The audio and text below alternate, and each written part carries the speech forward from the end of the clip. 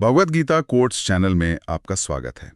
आज हम भगवत गीता के एक ऐसे श्लोक पर बात करेंगे जो जीवन मृत्यु और खास तौर पर शोक के प्रकृति पर एक बहुत अलग नजरिया पेश करता है।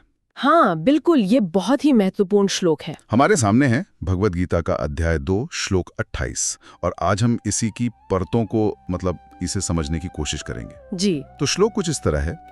अव्यक्ता दीनी भूतानी व्यक्त मध्यानि भारत अव्यक्त निधनान्येव तत्र का परिदेवना। इसका सीधा सा मतलब निकालें तो हे अर्जुन यानी भारत, सभी प्राणी जन्म से पहले अदृश्य थे, अव्यक्त। हाँ, अव्यक्त। बीच में मतलब जीवन के दौरान वो दृश्य होते हैं व्यक्त जी।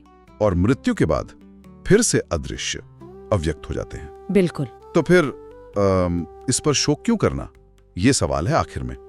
तत्र का परिदेवना, बिल्कुल, मतलब शोक क्यों, ये अपने आप में बहुत गहरा सवाल है ना। बहुत गहरा। ये सवाल ही हमें सोचने पर मजबूर करता है। इसे थोड़ा और समझने के लिए एक कहानी भी है। एक लड़का था राहुल, जिसके छोटे भाई की असमय मृत्यु हो गई थी। हाँ। वो बहुत ज्यादा शोक में था, हमेशा रोता रहता, भगवान से शिकायत करता कि मेरे साथ ही ऐसा क्यों। हाँ, ये स्वाभाविक है ऐसी स्थिति में। तब उसके दादाजी ने उसे पास बिठाया और यही श्लोक सुनाया। अच्छा। उन्होंने समझाया, देखो बेटा, आत्मा तो वो तो अजर अमर है। जैसे हम पुराने कपड़े बदलते हैं, हाँ बिल्कुल, गीता में ये उपमा आती है, वैसे ही आत्मा शरीर बदलती है। जन्म से पहले भी वो थी, मृत्यु के बाद भी वो रहेगी। ये जो बीच का दिखना है ना, ये बस एक स्टेज है, एक पड़ाव। उन्होंने कहा तुम्हारा भाई अपनी अगली यात्रा पर है। उसके लिए रोने से, शोक करने से उसको शांति नहीं मिलेगी, बल्कि तुम्हारी प्रार्थनाओं से, तुम्हारी अच्छी सोच से मिलेगी। ये बहुत महत्वपूर्ण बात कही उन्होंने। हाँ, और कहते हैं कि धीरे धीरे राहुल को ये बात समझ आई। ये जो समझ थी कि मृत्यु अंत नहीं, बस एक बदलाव है, इसने उसके दुख को कम किया। उसको लाइफ को देखने का एक पॉजिटिव नजरिया मिला। बिल्कुल। ये कहानी दिखाती है कि ये ज्ञान कैसे प्रैक्टिकल लेवल पर मदद कर सकता है। हाँ, लेकिन ये जो कॉन्सेप्ट है अव्यक्त और व्यक्त का, ये क्या है? मतलब सिर्फ एक फिलोसॉफिकल आइडिया है या कुछ और? नहीं, देखिए, ये सिर्फ फिलॉसफी नहीं है, ये एक तरह से वास्तविकता की प्रकृति को समझने का फ्रेमवर्क है। अव्यक्त मतलब वो स्थिति जो हमारी इंद्रियों की पहुंच से, हमारी समझ से परे है। अच्छा। जन्म से पहले क्या था हम नहीं जानते, मृत्यु के बाद क्या होगा हम नहीं देख सकते, वो अव्यक्त है। और व्यक्त है ये छोटा सा समय जिसे हम जीवन कहते हैं। हाँ। जहाँ वो चेतना, वो ऊर्जा एक शरीर में प्रकट होती है। तो गीता का ये श्लोक हमें याद दिलाता है कि जिसे हम होना या ना होना मान लेते हैं, वो हमारे बहुत ही लिमिटेड नजरिए का नतीजा है। असल में ये श्लोक हमें हमारे अटैचमेंट पर, हमारे मोह पर सवाल उठाने को कहता है। हम उस व्यक्त रूप से, उस शरीर से इतने गहरे जुड़ जाते हैं, जुड़ तो जाते ही हैं, कि जब वो रूप बदलता है, मतलब मृत्यु होती है, तो हमें लगता है सब खत्म हो गया। जबकि गीता कहती है मूल तत्व यानी आत्मा वो तो वही है, बस उसका प्रकट रूप बदला है। ये दिलचस्प है। मतलब हम असल में चीजों के एक बहुत छोटे दिखने वाले हिस्से से ही डील करते हैं और हमारा सारा सुख दुख उसी से जुड़ा है, काफी हद तक। हाँ, लेकिन फिर भी किसी अपने को खोने का दर्द तो वो तो रियल होता है, बहुत गहरा होता है। तो क्या ये श्लोक उस दर्द को महसूस ना करने को कह रहा है? नहीं, बिल्कुल नहीं। ये श्लोक भावनाओं को दबाने या दर्द को झूठा बताने की बात नहीं कर रहा। दुख एक बहुत ही स्वाभाविक मानवीय प्रक्रिया है। हाँ? लेकिन ये श्लोक उस दुख के साथ खड़े होकर एक बड़ा पर्सपेक्टिव, एक बड़ी तस्वीर देखने की दृष्टि देता है। ये कहता है कि शोक करो पर उसमें डूब मत जाओ। ये समझो कि ये बदलाव प्रकृति का नियम है। अच्छा। और जिस आत्मा से तुम्हें प्रेम है उसका अस्तित्व खत्म नहीं हुआ है, वो बस अव्यक्त अवस्था में चली गई है।